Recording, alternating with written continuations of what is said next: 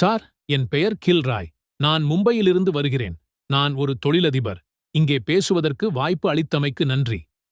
இன்றைய நிகழ்வை நான் மிகவும் ரசித்தேன். இதுவே எனது முதல் முறை. இப்போது பல முஸ்லிம் நாடுகள் இஸ்லாத்திலிருந்து வெளியேறி மற்ற மதங்களுக்கு மாறுவதற்கு அனுமதிப்பதில்லை. நான் சொல்வது தவறென்றால் என்னை திருத்தவும். ஆனால் முஸ்லிம் அல்லாதவர்கள் பெரும்பான்மையாக வாழும் எந்தவொரு நாடும் மக்கள் இஸ்லாத்திற்கு மாறுவதை தடுப்பதாக எனக்கு தெரியவில்லை. இப்போது இஸ்லாத்தில் எது சரியானது? ஏனென்றால் நீங்கள் சொல்வது போல் இஸ்லாத்திற்கு வாள் தேவையில்லை. ஆயிரக்கணக்கான மற்றும் லட்சக்கணக்கான மக்கள் எப்படியும் இஸ்லாத்திற்குள் வந்துவிடுவார்கள். உங்கள் பதில் என்னவாக இருக்கும்? சகோதரர் ஒரு மிக சிறந்த கேள்வியை கேட்டிருக்கிறார். ஒரு முக்கியமான கேள்வி. சில முஸ்லிம் நாடுகள் ஏன் மதம் மாறுவதை அனுமதிப்பதில்லை அல்லது மத பிரச்சாரத்தை அனுமதிப்பதில்லை? அவர்கள் பிரச்சாரம் செய்வதை அனுமதிப்பதில்லை. ஒருவர் முஸ்லிமிலிருந்து முஸ்லிம் அல்லாதவராக மாறுவதை அனுமதிப்பதில்லை. அடிப்படை கேள்வி இதுதான், அது யாராக இருந்தாலும் சரி. சகோதரரே, பிரச்சாரத்தை பொறுத்தவரை உதாரணமாக சவுதி அரேபியா போன்ற நாடுகள் பிரச்சாரத்தை அனுமதிப்பதில்லை. எனக்கு நன்றாக தெரிந்து பிரச்சாரத்தை அனுமதிக்காத ஒரே நாடு சவுதி அரேபியா மட்டும்தான். அதற்கான காரணம் என்னவென்றால், சகோதரரே, நீங்கள் ஒரு பள்ளிக்கூடத்தை தொடங்க விரும்புகிறீர்கள் என்று வைத்துக்கொள்வோம். நீங்கள் ஒரு கணித ஆசிரியருக்காக நேர்காணல் நடத்துகிறீர்கள். அந்த கணித ஆசிரியரிடம் நீங்கள் ஒரு கேள்வியை கேட்கிறீர்கள், 2+2 என்பது எவ்வளவு என்று. அதில் ஒரு கணித ஆசிரியர் சொல்கிறார் 2+2 3 என்று. இன்னொரு கணித ஆசிரியர் சொல்கிறார் 2+2 4 என்று.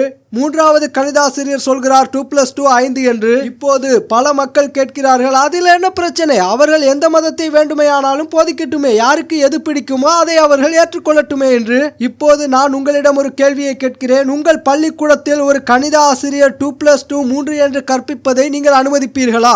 அல்லது 2+2 5 என்று சொல்லும் அந்த ஆசிரியரை நீங்கள் தேர்ந்தெடுப்பீர்களா? மாட்டீர்கள். ஏனென்றால் உங்களுக்கு கணிதம் தெரியும். கணிதத்தில் 2+2 என்பது 4 தான் என்பதில் நீங்கள் உறுதியாக இருக்கிறீர்கள். அதை தவிர வேறொன்றும் இல்லை. எனவே மதத்தை பொறுத்தவரை சவுதி அரேபியா மிகவும் உறுதியாக இருக்கிறது. அது உடன்படுகிறது குர்ஆனின் சூரா ஆல இம்ரான் அத்தியாயம் 3 வசனம் 19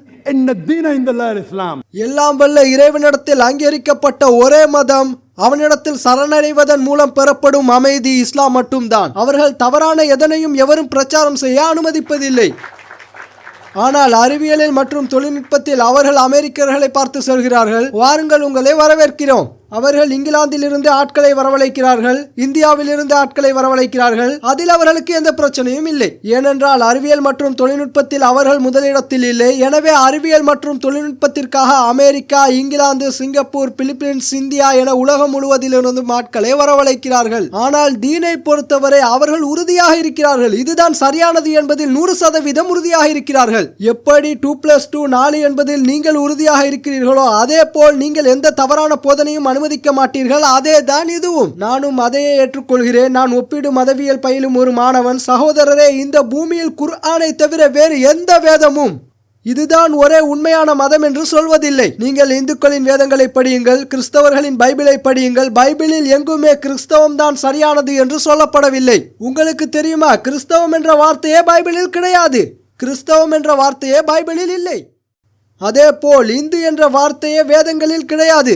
உங்களுக்கு தெரியுமா, வேதங்களில் எங்குமே இதுதான் ஒரே சரியான மதம் என்று சொல்லப்படவில்லை. பைபிளில் எங்குமே இதுதான் ஒரே சரியான மதம் என்று சொல்லப்படவில்லை. எனவே இந்த பூமியின் முகப்பில் எல்லாம் வல்ல இறைவன் மிகவும் அழுத்தமாக இறைவனிடத்தில் அங்கீகரிக்கப்பட்ட ஒரே மதம்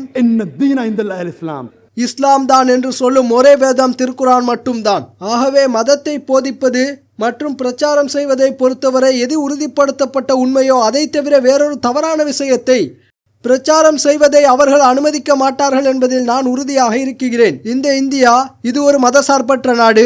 இது ஒரு இந்து நாடு அல்ல.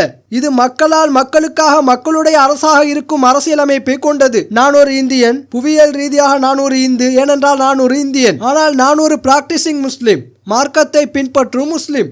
இந்த நாட்டில் இந்த மார்க்கத்தை போதிக்கவும் பிரச்சாரம் செய்யவும் பின்பற்றவும் எனக்கு பிறப்புரிமை உண்டு. அதுதான் நமது அரசியலமைப்பில் இருக்கிறது. எனவே நீங்கள் உங்கள் அரசியலமைப்பை தான் மாற்ற வேண்டும்.